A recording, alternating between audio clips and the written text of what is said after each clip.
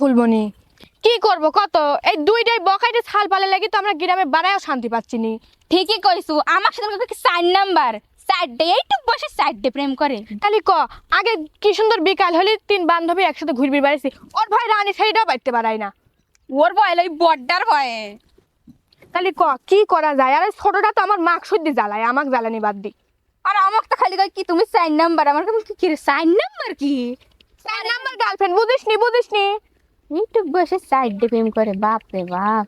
তোমাক কইছিলাম না একে দার কত বেশি লাভ দুহান পাইও না আমার মতো ওর 7-8টা বেমারো জীবন ঝাঁকা নাকা একটার পিছনে ঘুরে তো গেছে।